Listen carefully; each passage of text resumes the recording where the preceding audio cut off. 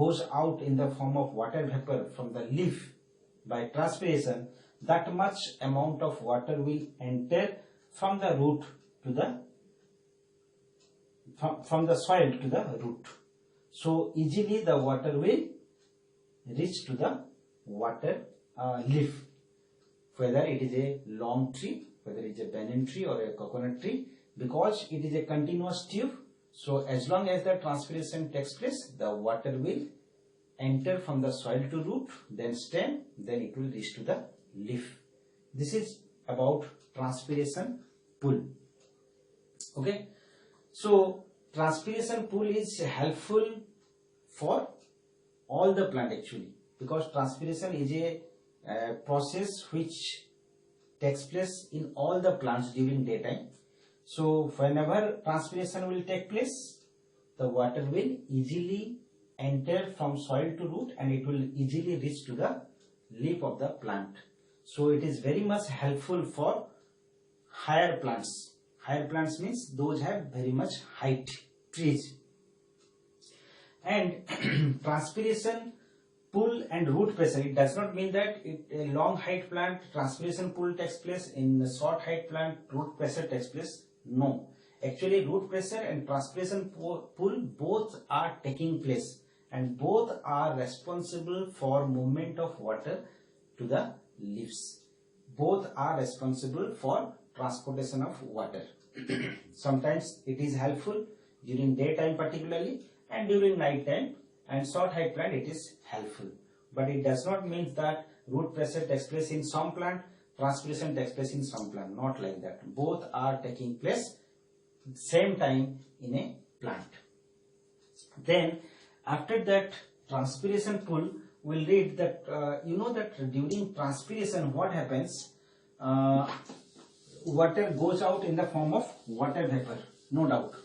But transpiration, due to transpiration, about 90% of water, due to transpiration 90% of water goes out in the form of water vapor. Means if 100 liter is absorbed by the root from the soil by a plant, more than 90 liters goes out in the form of vapor. So only less than 10% is used by the plant. Much of the water goes out in the form of transpiration. Then question comes, then transpiration is a harmful process because most of the water goes out in the form of water vapor. Sometimes you know that when very much temperature or during sunshine, plants give out more water, so they become the water percent in the plant becomes less. So for that they have to check the transpiration by closing the stomata.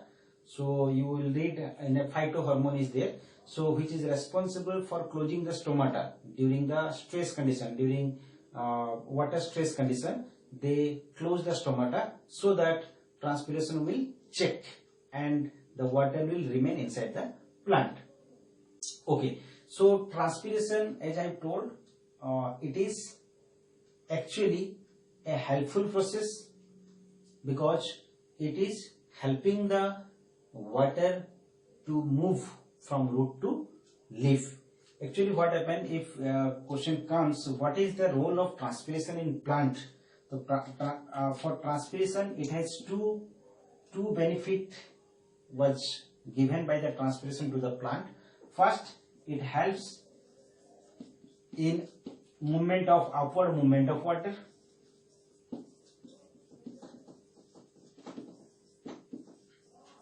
Whereas the second is transpiration helps, it also helps in maintaining temperature or maintaining temperature, that is cooling of plant. It means what happens when transpiration takes place, water goes out in the form of water vapor, then what happens, it helps the plant to remain cool. The temperature of the leaf become less. As I told, you have read in standard 9 that evaporation causes cooling. When you do the heavy exercise, sweat comes out from your body, and the sweat takes the temperature of your body and goes in the form of vapor, and your body becomes cool. Exactly same thing.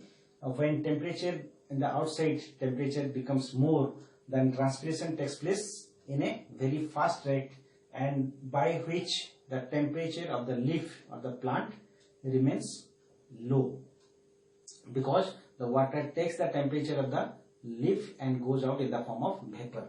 So these are the two main functions of the transpiration. Another question comes that each transpiration is necessary or transpiration is helpful for the plant. But as I have told, more than 90% water goes out in the form of water vapor.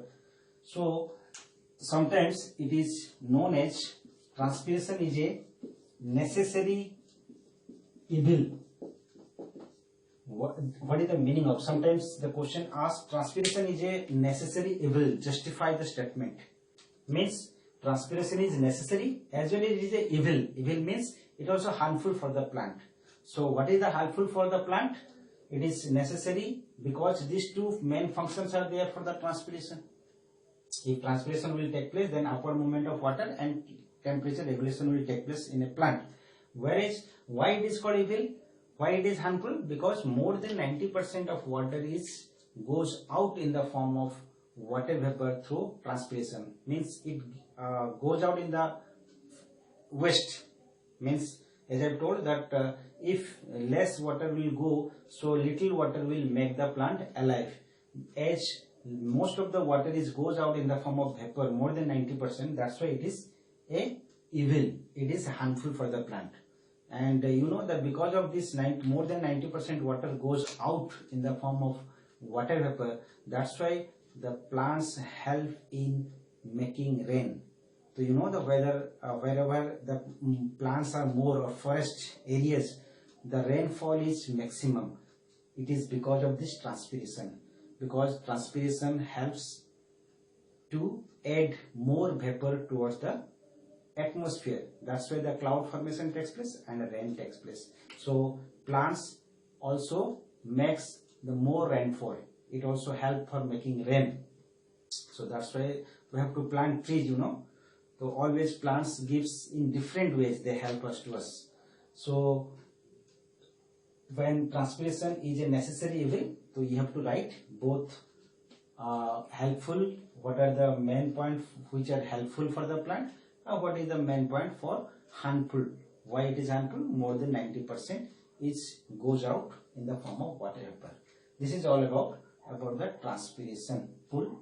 So we have completed the first part of this transportation, that is transportation of water and minerals. Okay, in the next session we will read about the transportation of food. Okay, thank you very much for watching this video.